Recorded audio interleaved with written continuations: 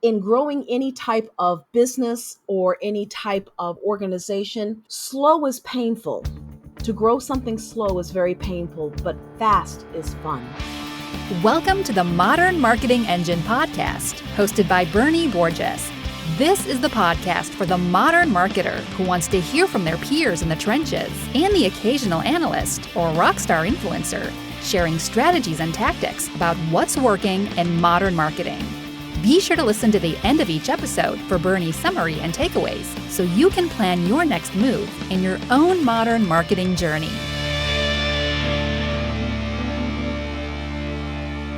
Hey there, welcome to episode 281 of the Modern Marketing Engine podcast.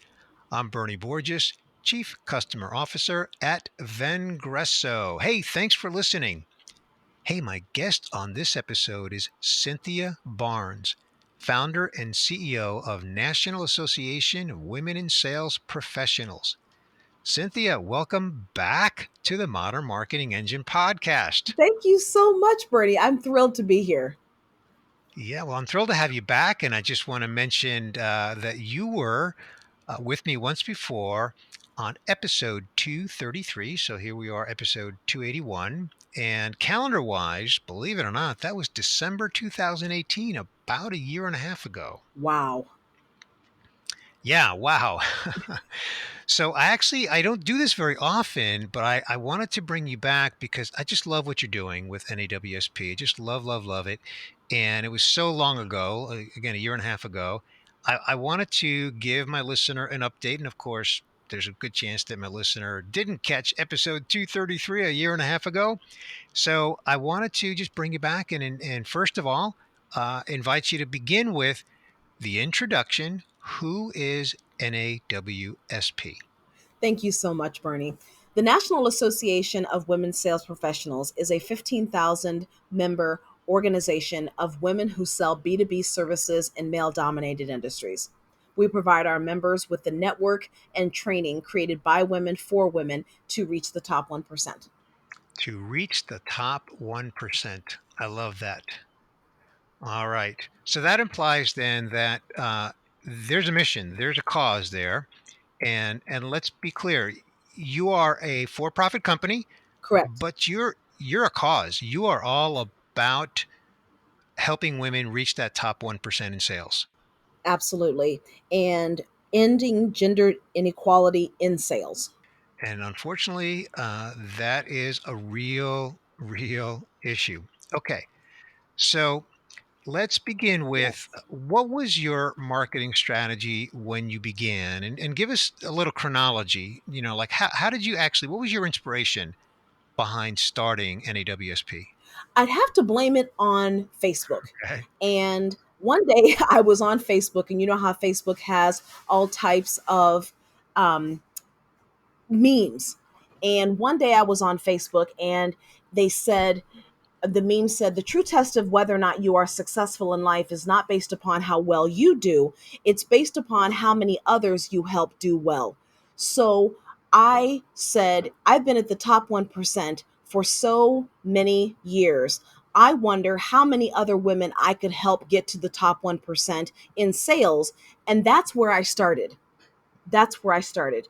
So I came up with a hypothesis, and I said, in traditional sales approaches that we have, they were all created by men for men at a time when men made up the entire sales force. So how much faster? And again, there's nothing wrong with traditional sales approaches, because that's how I got to the top 1%, and a lot of my colleagues did too.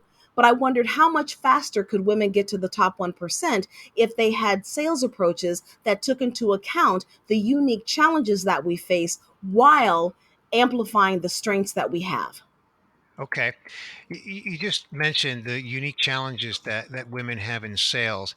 And you mentioned that you've got 15,000 members. And I believe you said before we started recording, you've got an international membership, right?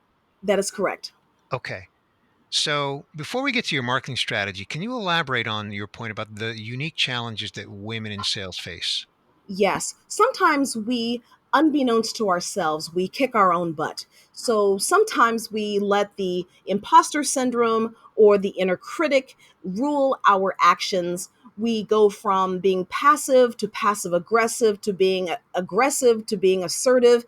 And sometimes we don't know how to express ourselves in the most effective way. So, a lot of getting to the top 1% for women is tapping into those innate strengths that we have, like relationship building, empathy, managing time, and overcoming the challenges that we face. And that's the kind of thing that your organization teaches, right? Absolutely. So let's talk about your marketing strategy. And what was it? What was your marketing strategy when you launched, and how does that contrast to your marketing strategy today? The marketing strategy in the beginning was haphazard.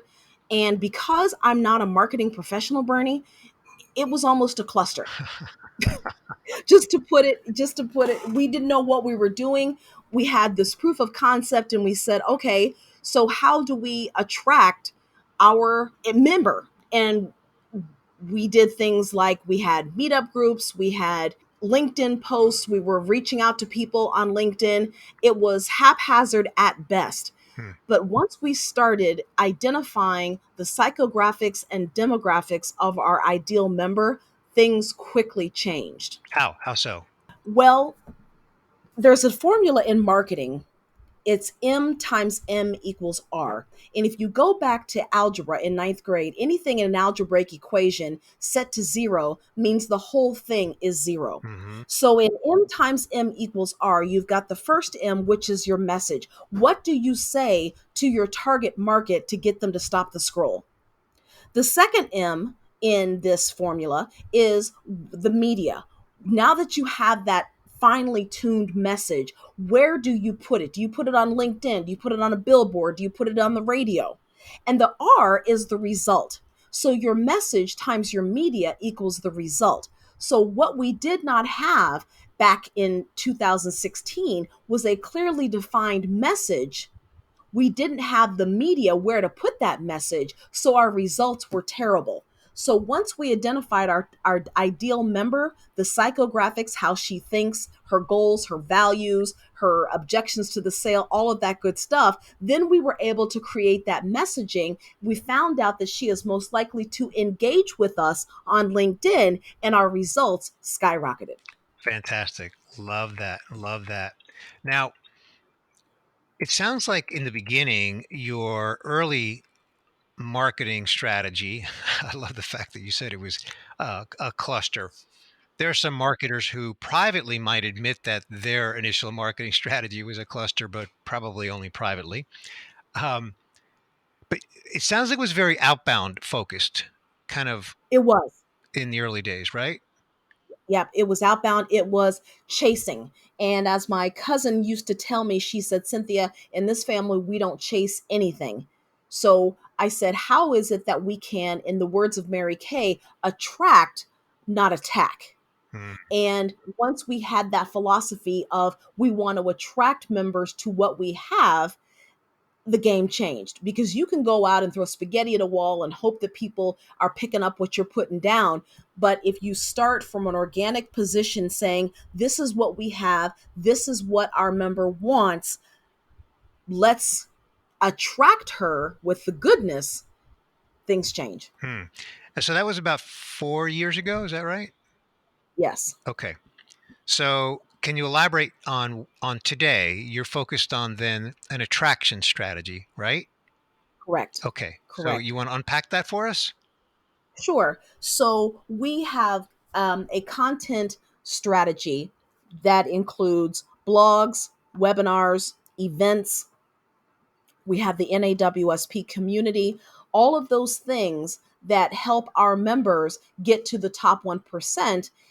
And in turn, when she has access to all of those things, she naturally wants to be a part of those things because we are giving her what she needs to reach her ultimate goal, which is that top 1%. Hmm. And don't make no mistake about it, reaching the top 1% is not something that we created. We surveyed, we polled to find out what is it that women in sales who sell in B2B services in male dominated industries, what does she want? What does she need? And then you cater everything around helping her reach that goal.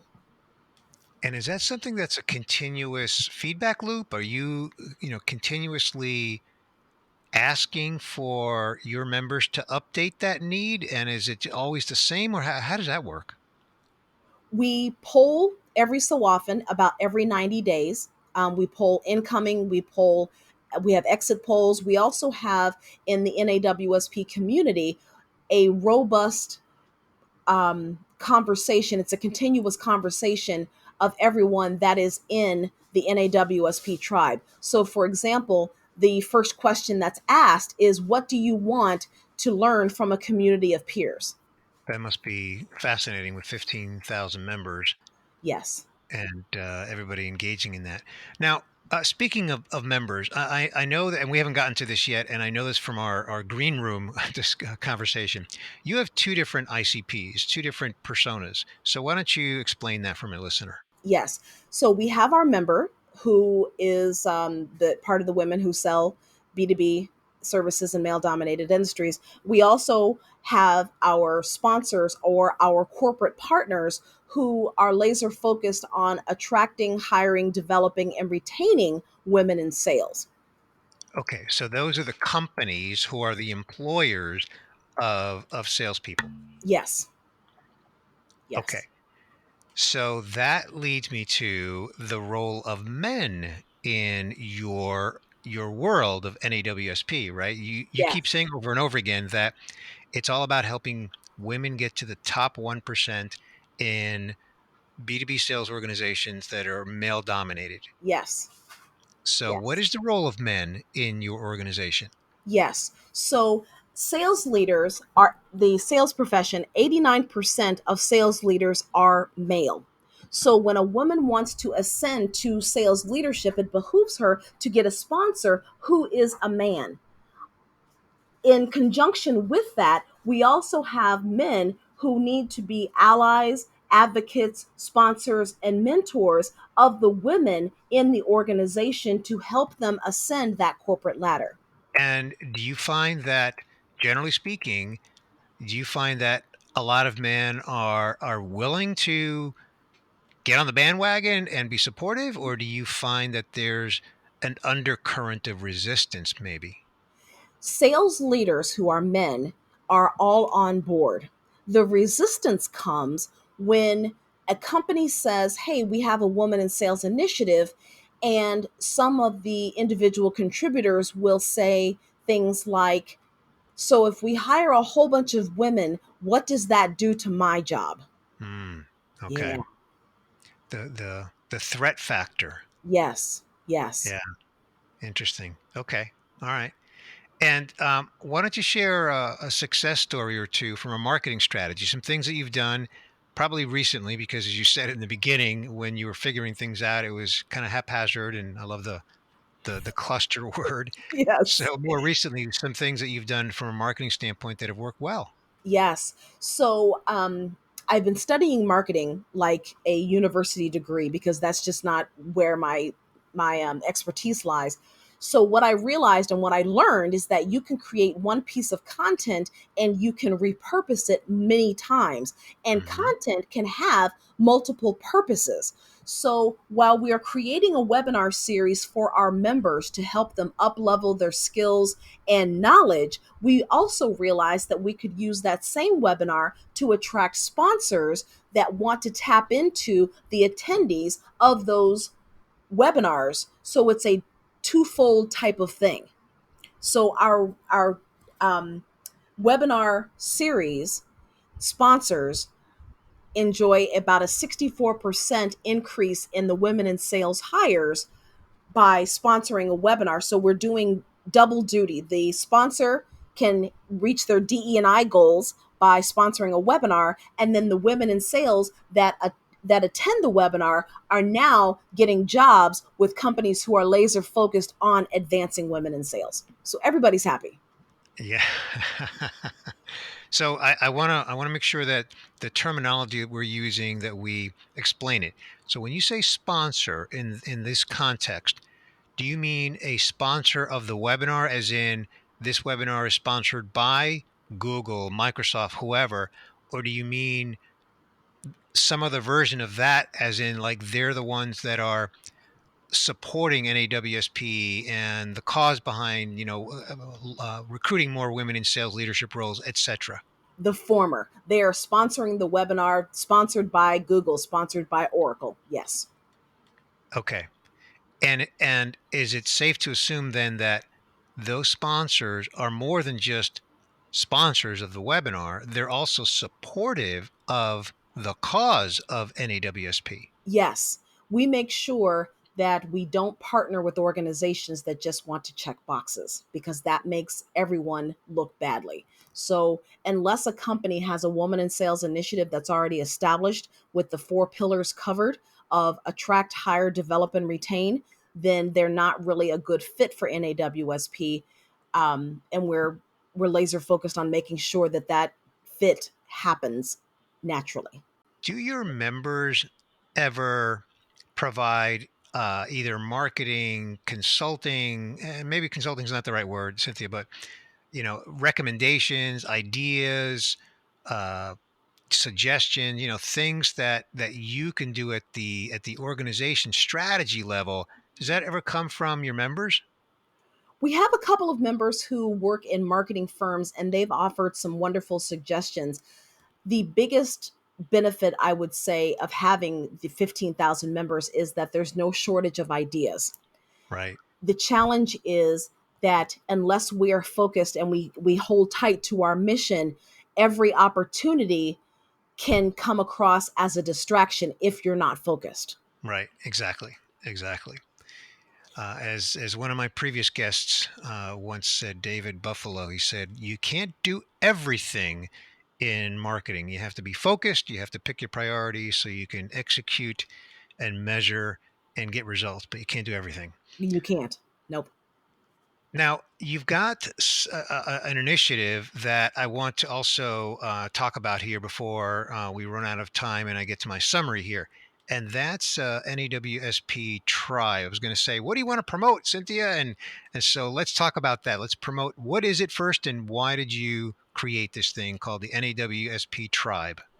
Thank you. I wanted to create a spot where women could come, bring their deepest, darkest challenges, celebrate their successes, have elevated conversations about what it's like being a woman in sales. We first started on Facebook, but when you're talking about building a community, a safe community, you have to look at the platform on which it's built. And we built ours on Mighty Networks versus Facebook because there's no promise of confidentiality or anonymity on Facebook. Hmm. There's Big Brother who is watching, who has access to all of that. And as you know, Facebook is largely a data mining machine. Right. Right. Right. So we chose to have it on Mighty Networks, and our members know that everyone who is in the tribe has been vetted. They fill out an application, and we know exactly who is in there. So there's no chance of someone taking any information and using it against anybody. So they feel safe. Okay. So I have to ask this question just because I feel I have to ask this question. Okay. Since we are now months into COVID, and COVID has just changed our world, rocked our world. How do you see the rest of 2020 and 2021 sort of evolving for NAWSP? We are actually growing by leaps and bounds, and I didn't think that that would be possible. I was a little scared. We hold 120 events across the country and over in Europe per year. And with COVID, we had to put an immediate stop to those. So, as a source of income, a revenue source was dried up.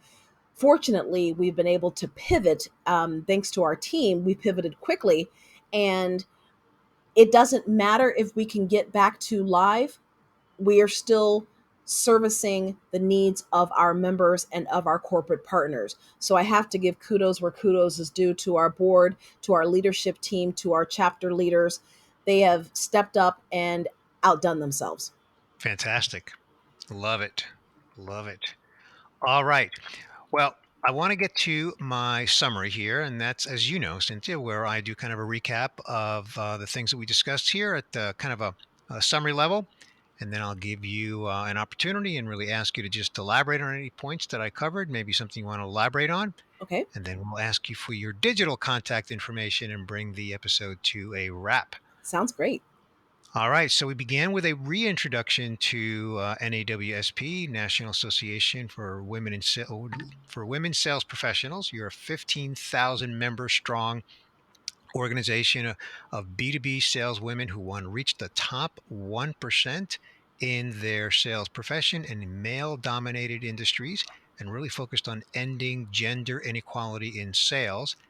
And so we talked about how in the beginning of the organization, when you launched 4 years ago, 2016, your marketing strategy, you said, was really sort of haphazard, was kind of, you said you were just trying to figure it out. And you were really trying to say, how do we attract members? So you did things like meetup groups and LinkedIn groups and that sort of thing. But when things really clicked for you is when you identify the psychographics of your member uh, women that you were trying to attract, and you went from that outbound attack or chase mode into the attract mode, an attraction strategy. And so you've been really focused and succeeding with a content strategy that is comprised of content assets like blogs, webinars, your community, events, which of course have shifted from in-person events to virtual events, and you're also very actively polling your members so you can maintain that continuous conversation and really understand what your members want to achieve. Speaking of members, we talked about the two different types of ICPs, ideal customer profiles that you're focused on. One is the actual member, which is women in sales, but also partners, corporate partners. They're the ones that are the hiring managers, the companies that employ a sales team. You mentioned that 89% of sales leaders are male, so it's these corporate sponsors and partners that you work with that really you want to attract as well to participate in your events and really communicate to your members that they're behind the cause and they want to attract women in their sales teams. You also mentioned that women need not just a male sponsor, but they need men who are allies supporting them on their career journey to advance to get to that top 1%. I asked you for a success story, and you said that you realize that when you can have a piece of content that can be repurposed many times, that light bulbs went off, and how you can do a webinar, for example, and then you can also attract sponsors for that webinar. So you're reaching both the women that you want to attract as members, and also reaching sponsors, current sponsors, and maybe potential sponsors. You mentioned that 64%, your sponsors are seeing an average of 64% increase in women in their sales hires. That is astounding. So that's a huge feather in your cap for that. That's fantastic. Um, and then we talked a little bit about how you've pivoted because of COVID from you were doing, you said 120 events per year. That's incredible. And you've pivoted and you're doing them virtually and you're doing a lot of them. And you haven't skipped a beat. You haven't slowed down. You're growing. That's fantastic.